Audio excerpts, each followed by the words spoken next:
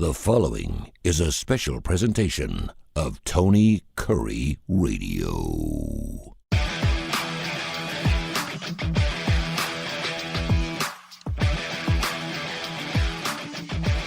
Welcome in, everybody. It's time for another award-winning edition of the hottest show on the airwaves. It is Keefer and Kurre. I'm Kip Keefer. He's Tony Kurre.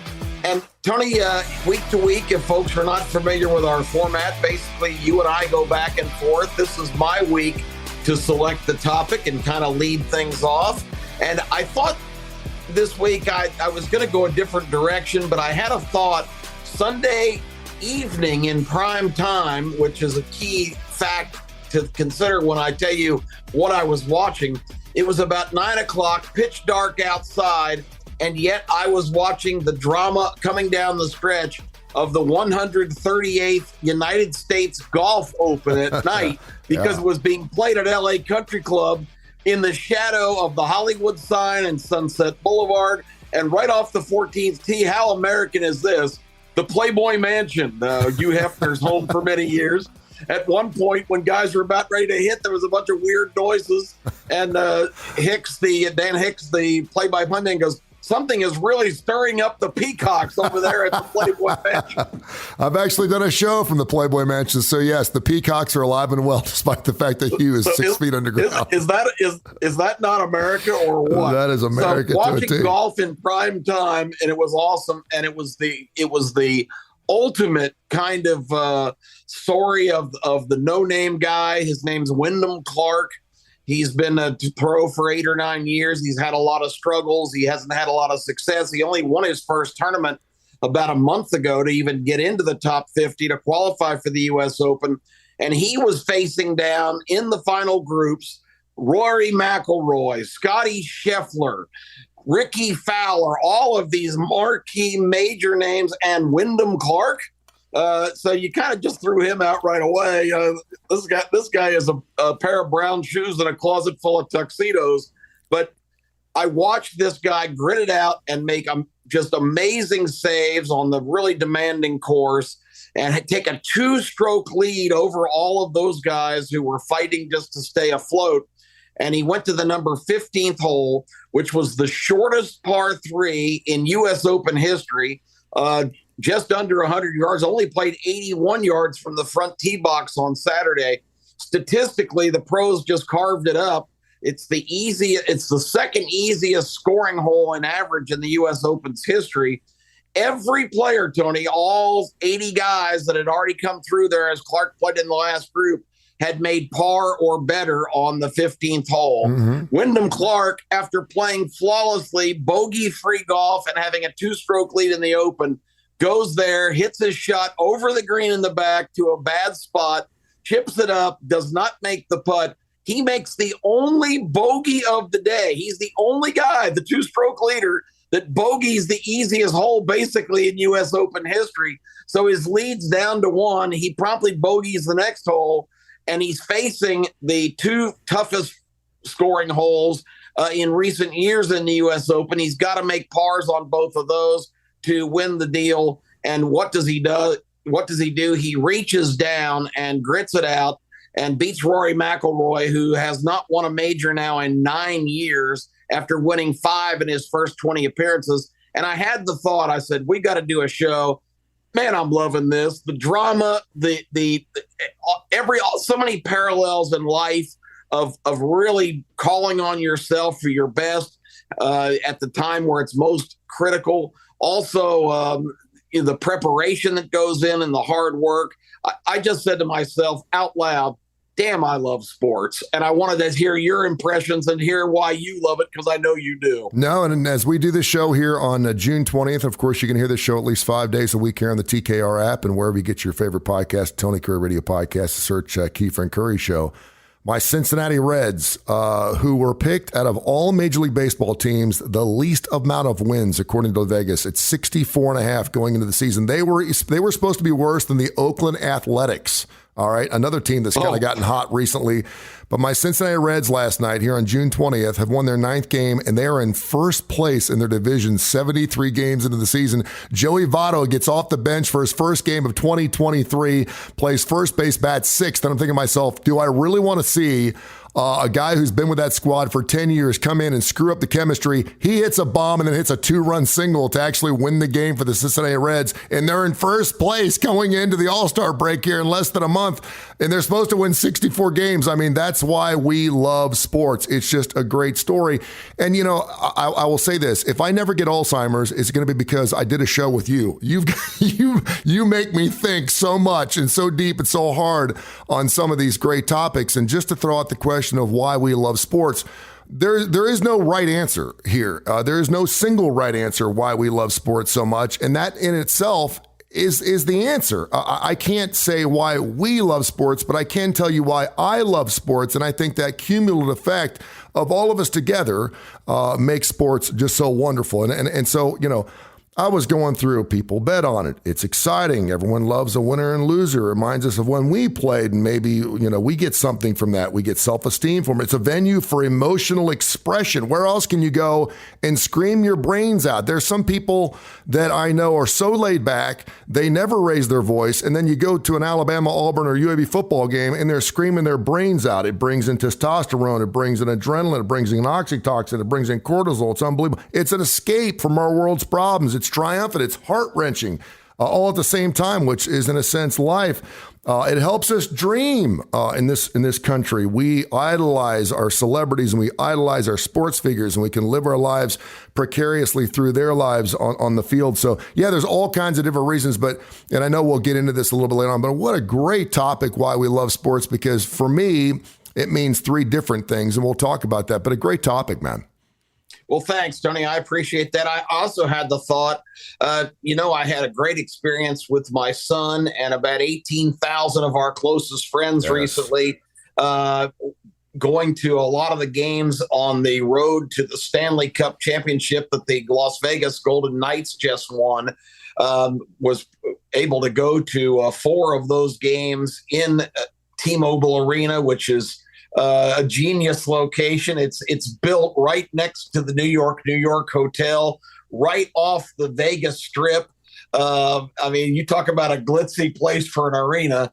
The parties pregame, it's so much fun for me because I lived in Atlanta in high school when the Atlanta Flames, the first hockey team ever to come to the South, came, and the city absolutely fell in love with these kind of workaday, seemingly just gritty Canadian kids, mostly, some Americans, but mostly kids that came from farms and rural situations that, you know, their ticket out was to be great at hockey, and they weren't the most skilled players, but these are guys that just, you know, dug down and came up with tremendous efforts and just in sheer grit and determination won over cities. And I saw the same thing in Vegas, and it was just so awesome to have a chance all these decades later to kind of fall in love with a game that I really identified with. And when I say that, as a high schooler in Atlanta, without 2 nickels to rub together, we found a way to get down to every game at the Omni for 5 or 6 straight years. And basically, we just hustled tickets outside, tried to round up a few tickets, went down there with maybe $10 in our pocket. You know, bought a couple of tickets. Somebody just wanted to unload them on the way in, sold those, and got some more money so we could get better tickets. It was a cottage industry that we invented, and that was sort of the beginning. I talk about my dad a lot, who was maybe not the best dad traditionally that you can imagine, but he absolutely loved sports, was a great athlete himself, and really, I'll be eternally grateful for him introducing me to sports as a real little kid in Washington, D.C., going to, and I'm going to say it because that's what they were called at the time, the Washington Redskins, going to Redskin games and having the chance in their primes to see guys like Johnny Unitas and Bart Starr and some of the biggest stars, you know, in NFL history. I remember Gale Sayers' rookie year. Wow. Just phenomenal performers, and those experiences sitting in those games and being part of such a community of like-minded people, and nothing brings people together like sports. You could be sitting next to the biggest, and in my case, liberal progressive who I completely disagree with, or somebody who has different views or religious beliefs. Not that any of that is a bad thing, but the nice thing is that in that setting, you are totally united with the people around you. You're high-fiving people. You're talking about the game. There's really no experience like it. And in a world of things that we love, records, there's a record that's being broken every single day, and that is in the sports world, because we have more sports fans today than we had yesterday, and we'll have more tomorrow than we did today. It's amazing to me, too, because, and you bring this up, it's such a huge connection. I was out in Las Vegas about 7-8 years ago, and I was sitting next to two guys who obviously had a little too much to drink at a blackjack table, and they go to fisticuffs, and then they're just beating the living bejeebers out of each other. Chips are flying all over the place. They're on the floor. They're rolling around. The cops come over. They throw them out. And about a half an hour later, I go to use the bathroom, and I'm looking outside, and I see these same two guys standing next to each other outside on the balcony, outside at Caesars, and they're smoking a cigarette. And I walked out, and they're bleeding. Their shirts are ripped, and I was like, what's going on here? And I thought they were actually working together to maybe try to rip off the casino. I didn't know. They had something in common. They smoke cigarettes.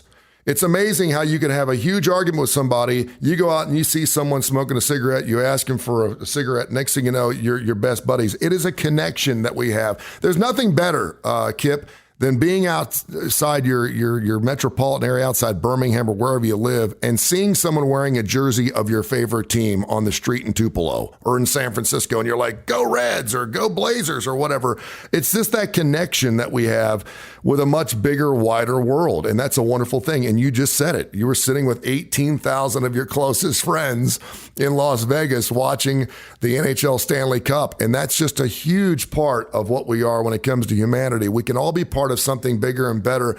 And for the most part, and I know, when we all started getting back together again after COVID, and it was a great experience, we saw just a hell of a lot of fights in the stands. I think things have tempered down just a little bit. But to be part of something bigger than ourselves, I think, is something that sports is just really, really good at. Yeah, I'd tell you a story, too, of as we're talking about, this is Keefer and Kurre, we're talking about why we love sports. That's the subject this week.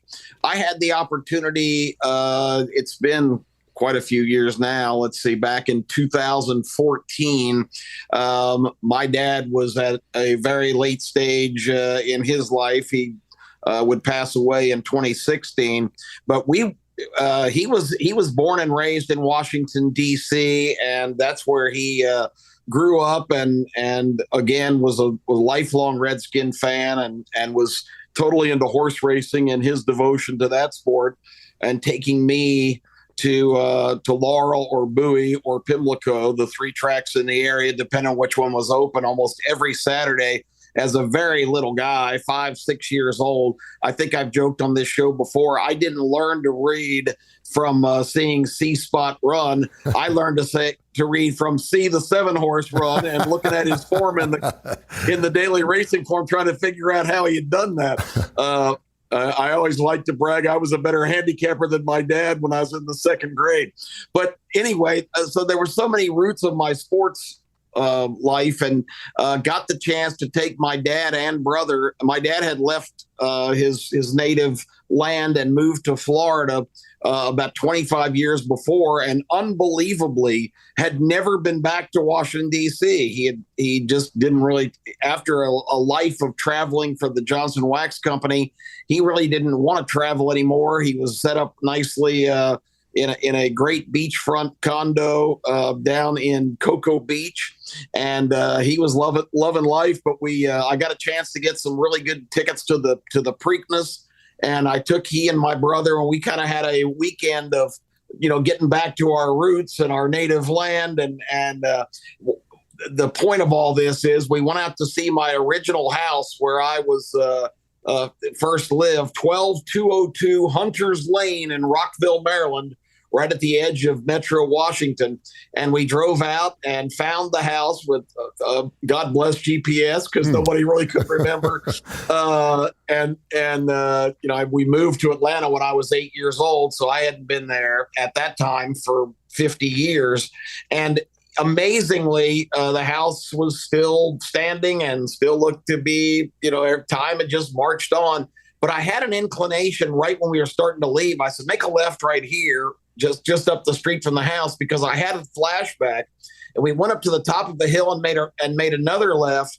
And there was a narrow street there that was much different than I've pictured it in my mind for my years. But a lot of my love affair of sports came from that street. And I wanted to just stand there for just a second and remember, because when I was about 5 years old, there was always bigger kids who, they were probably very mature, about 8 at the time, that played football in that street. And isn't that the great thing about sports too, Tony? That every place is a potential field. Yes. The brick wall behind your house, the narrow street up the hill, any place that you can have a ball and some kind of an area to play. They played football up there, touch football.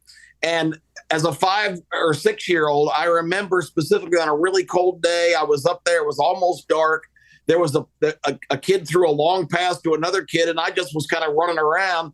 The ball took this weird deflection and landed right in my arms, like something out of a B movie. And I just ran. I just remember running as fast as my little legs could carry me, and I scored. It was my first ever touchdown against the big kids. And I've always remembered that moment, and getting to stand in that spot and kind of recall it is just another thing that has really prompted this lifelong obsession and love I have for sports. And to your point, every space was an area, it was a field, but everything was a sport. I mean, everything was, we got to the point where we couldn't find a couple of bases, we used trees. And if we didn't have trees, we just did 2 bases and we play a thing called pickle. I don't think kids even play pickle. Well, now we have pickle ball, but we used to have a game called pickle where you just have 2 kids on either end of a field and you'd have a kid in the middle and you had to get from one base to the other without getting tagged out. And we'd play that for hours. Could you imagine having to get together with extended family you haven't seen maybe in years? Maybe you have crazy uncles. We all have extended families. You got 16, 17 people in the same house. Could you imagine what Thanksgiving would be without professional football, without that respite, without that idea of saying, at least I can stay out of the kitchen. I can just sit and watch, football with an uncle that I have nothing in common with. I don't even know where to start to ask questions. But because we have sports on television, because we got professional football, I can actually enjoy this. You were bringing up the things about your sons, and that's one of the reasons I love sports. Is my 18-year-old son loves sports probably more than I do. He loves sports so much that when I was doing sports radio, he would actually join us during March Madness. He knows more about sports. He can give you the starting lineup for the Toronto Blue Jays. I don't know why. The kid's unbelievable. He's getting into sports management and sports communication at college. And one of the reasons he's going to Clemson, because he wanted to go to a great sports school. Awesome. And that's something that we do together. And I'll never forget it. My son is not a hugger. He's not a touchy person. He doesn't like to be touched. My other 2 kids are big huggers. They love the compression. But I took him to a Tennessee Titans game when they played the playoffs against the Cincinnati Bengals 2 years ago. And the Cincinnati Bengals, of course, won that game on a last-second field goal on their way to the Super Bowl, in which they would lose. And he gave me the best hug I think I've ever received in my life and held on to me for about 30 seconds. He was crying. He was so happy. And that's what sports bring out. And I just couldn't believe it because, I thought, am I going to hug my son? What am I going to do? And I'm always going to, I usually do the one-arm wrap. I even do it at church. I give him the one-arm wrap. I don't do the 2-arm because I don't want to make him feel like he wrapped both arms around me. He was so happy to see the Bengals win that game.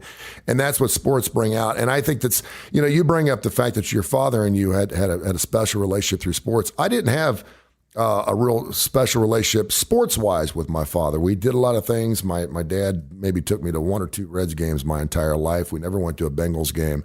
And it was just the way it was. And then I got into sports, obviously, through my radio career, and I just absolutely fell in love with it. I will go as far as to say that when I first got to town, and what's the first question everyone says? Who you rooting for? Auburn, Alabama. I didn't know what they were talking about. And I did classic rock for 20 years, and of course it also crossed over with sports, and I just absolutely fell in love with the sports arena. But that's one of the reasons that I love sports, if for no other reason. When my son comes over here and I get him 7-on-7 off, when they come over here, the TV's on ESPN 24 hours a day. And I normally have a difficult time settling in at the night. It's 7:30, 8 o'clock. I get up at 4 o'clock in the morning. I have a difficult time relaxing watching sports because I get so entrenched and engaged in whatever's being played. And right now it's the College World Series. And I'll look at my son and he'll look at me and he'll know. He's like, you want to watch Dad TV, don't you? You want to watch the Discovery Channel. You want to watch the History Channel. You want to see, River Monsters or some crap. You want to watch the Flippin' Weather Channel, whether gone viral or something. And I'm like, you know what?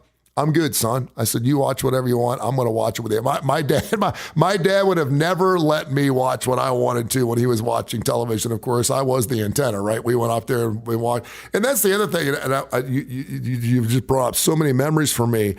Kip, when I got to town in 1988, Alabama football was on 3 times a year. You had 2 games that you could watch, and then you had a PPV. And chances are you weren't paying the $19.99 to watch that PPV. And so that was it. You saw 2 games a year, unless you were, of course, a season ticket holder or you went to Alabama football games. And back then, you could actually afford to do that. I remember seeing an Alabama-Florida game. It was $70 for a pair of tickets. I could do that. Now it's probably $700. But I do want to give kudos to television because, we went from 4 channels if you had, public television wherever you lived, to now thousands of channels, and now you've got stadium TV, you've got Bally's TV, you've got the network television. I mean, you've got all these networks thriving to play, and you can pretty much never leave your house and watch whatever you want to watch at any given time. ESPN Plus, which is pretty amazing. I think that's another reason why we love sports more than we ever have. Yeah, I mean, I'm glad you brought up TV because. Again, young people that I talked about GPS before, they can't even conceive the idea of having a map and an address. And do you remember going to pick up your first girlfriend and you get her on the phone, not the cordless, but the phone. You didn't have cordless phones. Yeah. We weren't rich enough to have cordless phones. You had the phone. You'd take it into the bathroom, and of course you'd have one of these wires that was like 30 feet long. You'd take it from the kitchen to the bathroom. And you would write down on a piece of paper, okay, I'm going to take a right turn where now? And then I'm going to take a left turn. And we would drive around neighborhoods. I would leave like a half an hour early for dates because I didn't want to be that guy driving up and down past her house 15 times because I was looking like a dolt. I wanted to make sure I knew where I was going. But yes, we used to have to write down our directions, folks. That's the way life used to be. Absolutely. And on that phone call, her dad would answer. Yikes. Oh, did you ever have a party line? Oh, jeez. Where you had the next door neighbors answering the phone? Exactly. The point, of course, being that we didn't have GPS, of course, and we didn't have ESPN, the horror. Remember when ESPN first started? It was like the greatest thing ever. Are you telling me that a show's going to come on every other hour with all the highlights from all the games that have just been played? That was just cutting edge. We didn't think it was going to go. I remember thinking, there's no way you have enough content to have sports for 24 hours a day. Because they didn't have any content. They had Sports Center like hourly because they had nothing else to put on. Yeah. So, but that was amazing because people don't remember this, but one of the biggest draws of Monday Night Football when it started in 1971, first of all, the fact they were playing in prime time on a Monday night was just astounding.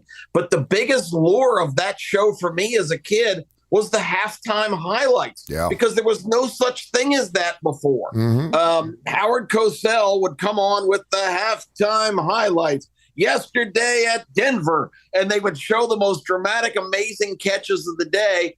I mean, it just transformed the way that you could follow sports.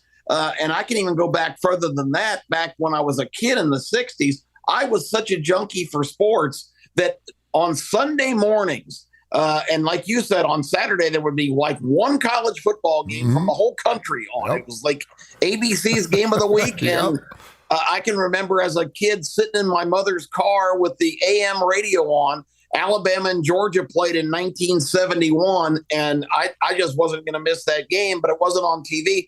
I sat in the car in 95-degree heat out in my driveway. It was an early season game in Athens. Georgia beat Alabama 21-0, which was like the greatest miracle ever because nobody beat Alabama.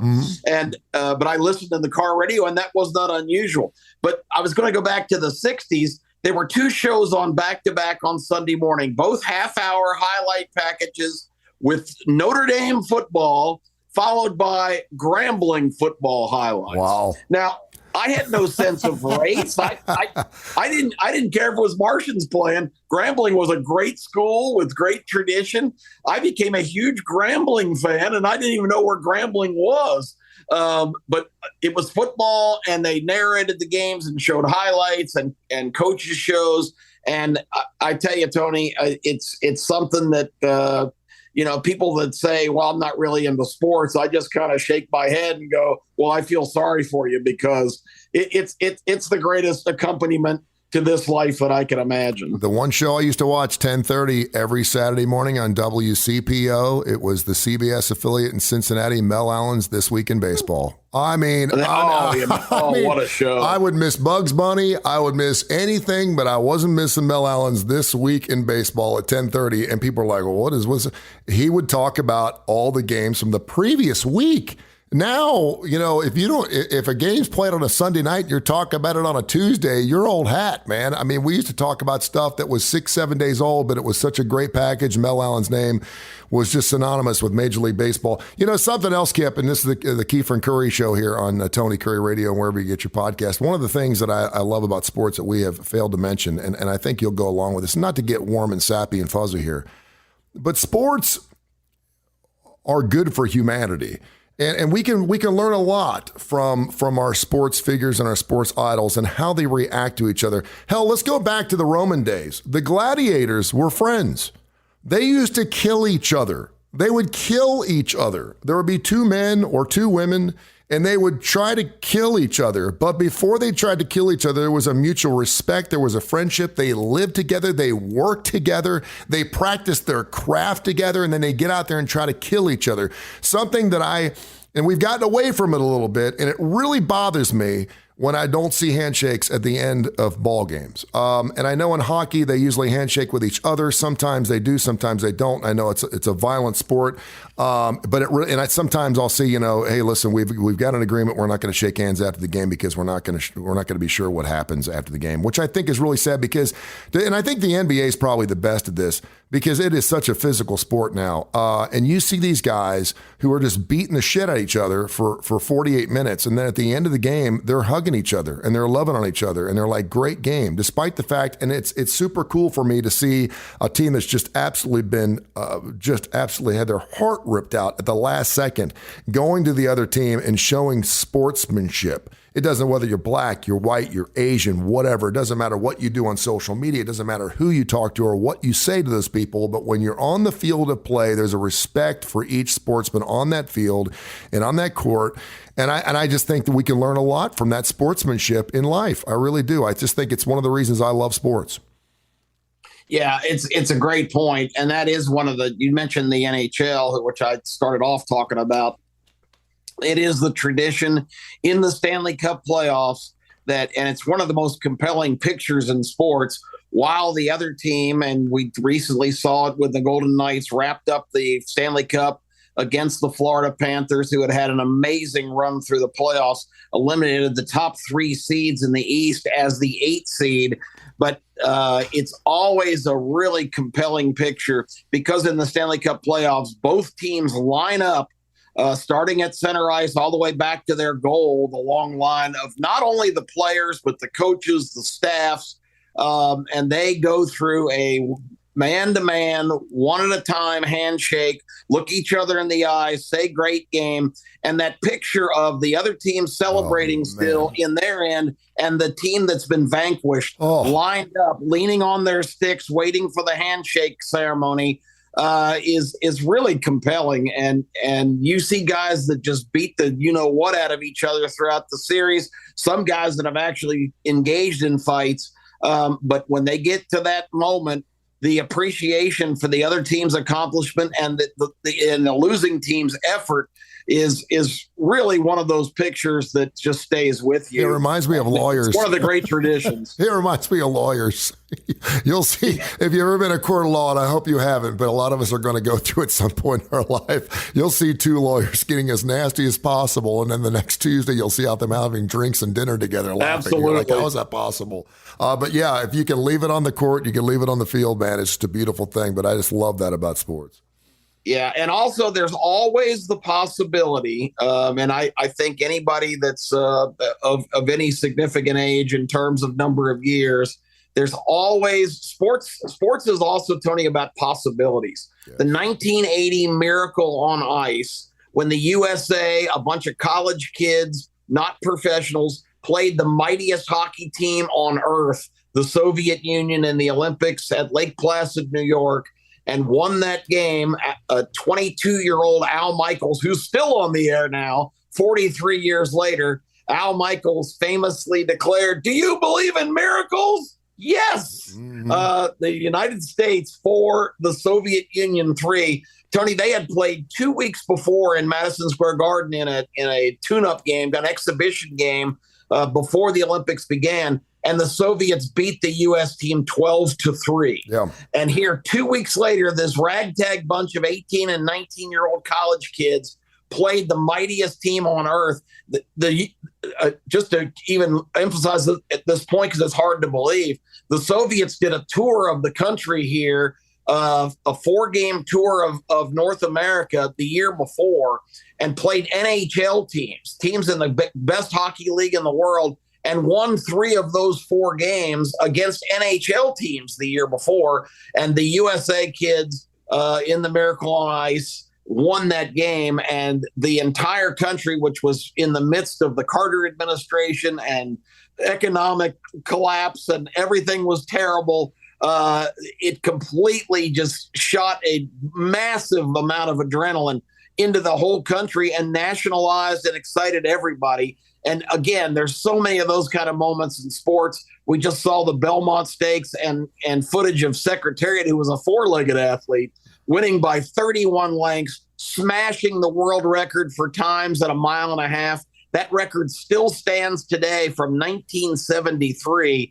I mean, there's just so many exemplary performances you can think of that are just life-defining and society-forming. It's just the greatest thing there is. And would you think you'd ever have a woman trainer winning a Triple Crown race after 155 years? Yeah, that's just awesome. Which is absolutely crazy. And you know, we talked about this in a previous show about David and Goliath. And of course, you know your military history. You talked about some of the great battles this country has had where we just should have not even been on the same battlefield with these other countries. And we pulled things off. And I think that's something that we really love. And that's what I'll finally leave it with this. I think that we all love hope. We love things to look forward to. We always like to know there's a chance. I think I've got it. So you're saying I have a chance, not an exactly. So you're saying I have a chance. You're saying I have a shot. And again, you know, I mentioned the Cincinnati Reds. Do I think they're going to win the division? I don't know. Joey Votto just came out and said, "Listen, this team's got this aura about it that I've never felt in my entire baseball career." And I don't know if he's BSing us or not, but for Joey Votto to say that guy who's won an MVP, who's played in the playoffs, and says this team's got something I've never felt before is really, really amazing. And I just, you know, when you have something to look forward to and you have something to root for that's bigger in your life than you, and it could be your dreams, it could be you, it could be your brother, your sister, or your favorite team, that's something pretty special too. That's for sure. You got to work for many years with two guys that realized some of the highest pinnacles of sports. Jay Barker, of course, who won a national championship for Alabama, and your guy, we talked about Al last week, but Al Del Greco, who set a lot of scoring records as a fabulous kicker and participated in the Super Bowl. Those guys have been to the highest mountain of sports, but all of us share in that. I mean, the individuals that actually earn those distinctions, if that's our teams and our guys, we're all part of that. And I can't think of anything else in life that even compares. Great show, man. Keefer and Kurre show. You can hear it at least 5 days a week on the TKR app. Download that TKR app. Be part of 100,000 people that have already done that. Of course, wherever you get your favorite podcasts, we're available on every major industry Tony Kurre Radio podcast, or search Keefer and Kurre, and it's the only Keefer and Kurre podcast out there, and we're proud of that. Great show, my man. I'll pick something for us next week. We'll get after it. Can't wait, Tony. Tune in. Go Cincinnati. Go Reds. This has been a special presentation of Tony Kurre Radio.